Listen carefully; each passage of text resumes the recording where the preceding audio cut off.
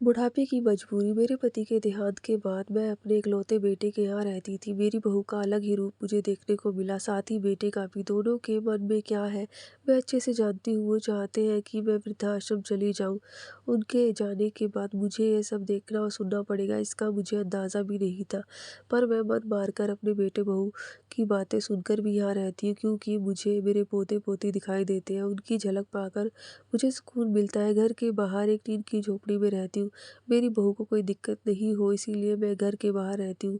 बेटे ने थोड़ी मेहरबानी की है तो ऊपर टीन की चादर लगवा दी है। समय समय पर थोड़ा राशन दे देता है तो मैं अपना बनाकर खा लेती हूँ। मैंने अपने बेटे को कह दिया है कि मेरी वजह से उन दोनों को कोई प्रॉब्लम नहीं होगी, बस मुझे यहीं रहने दे, इसी घर में मुझे मर जाने दे। मैं बस यही चाहती हूँ कि मैं अपने आप को खुशकिस्मत समझती हूँ कि मेरे बेटे बहू कम से कम मेरे लिए इतना तो कर रहे हैं। मेरा बेटा सुबह 9 बजे नौकरी जाता है और बच्चे भी उसी समय स्कूल जाते हैं। फिर शाम को 6 बजे मेरा बेटा वापस आता है। बच्चे 3 बजे आते हैं। उन्हें आते जाते निकलते देख मुझे बड़ा सुकून मिलता है।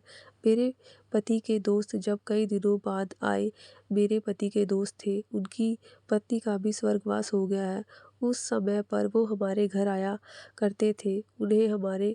उन उनसे हमारे अच्छे रिश्ते थे। उनका घर हमारे घर से थोड़ी दूर पर था। पैरों में समस्या हो गई थी, ठीक से चल नहीं पाते थे।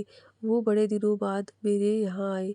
मुझे उन्हें देखकर अच्छा लगा। उनका हाल भी मेरी तरह ही था। बच्चे अब उनसे भी परेशान थे।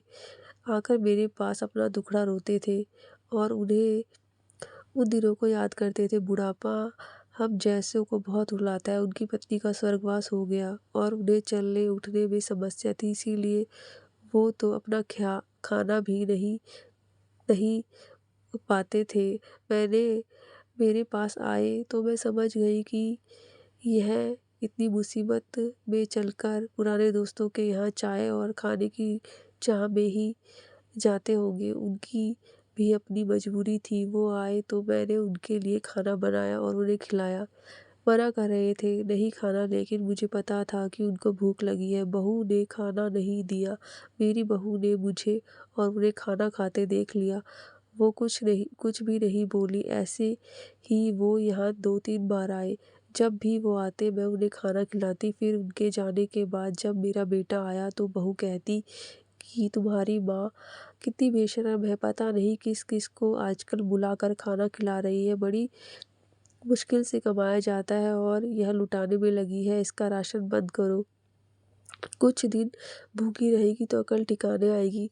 मैंने कहा कि मैं अपने हिस्से का खिलाती हूँ, तुम्हारे पिता के पुराने मित्र हैं। फिर भी बहू का उल्टा सीधा बोलना शुरू रहा। घर के बाहर रहकर इन्होंने आज़ादी मिल गई है, पता नहीं क्या क्या करती है। बेटा भी बोला कि कुछ दिन भूखा ही रहने दो इन्हें। मुझे मेरे बेटे ने घर के पीछे सीढ़ी के पास जाकर बैठा दिया। कहा कि अब यही यही बैठो। मेरे तो अब आंसू भी सूख गए थे। अगले दिन मुझे खाना नहीं मिला। मेरे टीन के उस छोटे से कमरे को बहू ने तोड़ दिया। तब मुझे लगा कि अब मैं गलत कर रही हूँ। एक दिन पूरा भूखा रहने के बाद मैंने सोचा कि मैं गलत कर रही हूँ। मुझे अब अपने बेटे के यहाँ नहीं रहना चाहिए और शायद शायद गलती भी मेरी है। मेरी ही परवरिश में कोई कमी रही है, तभी तो यह परिणाम आया है। अगली सुबह मैंने अपने बेटे को कहा कि मुझे वृद्धाश्रम छोड़ अब मैं तुम दोनों को ज़्यादा परेशान नहीं करना चाहती। बहू ने कहा कि एक दिन भूखी रही तो अकल ठिकाने आ गई ना। बेटे के चेहरे पर भी अजीब सी खुशी थी। जल्दी से तैयार हो गया मुझे छोड़ने के लिए। बहू कह रही थी कि आज की छुट्टी ले लो, यही आसपास मत छोड़ आना, कहीं 3 दिन में वापस आ जाए। मैंने अपनी बहू से कहा कि बेटी चिंता मत करो, मैं अब नहीं आऊँगी।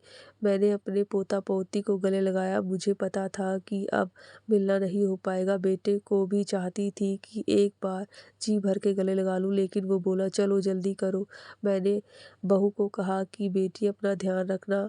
मेरा बेटा मुझे छोड़ आया वहाँ आकर मैंने देखा कि मेरी तरह कई हैं, थोड़े दिन उदास रहते हैं, फिर सच को स्वीकार कर लेते हैं। अब मैं यहाँ खुश हूँ, कुछ काम भी करती हूँ। मैं चाहती हूँ कि ऐसा कहूँ कि ऐसा किसी के साथ न हो, लेकिन ऐसा कब किसके साथ हो जाए कोई बता नहीं सकता। लेकिन माँ-बाप को ऐसे समय के लिए तैयार रहना चाहिए जब बच्चों को पाल-पोस कर बड़ा करो, उनसे उम्मीद मत रखो। दोस्तों, ये कहानी आपको कैसी लगी और इससे क्या शिक्षा मिलती है मुझे ज़रूर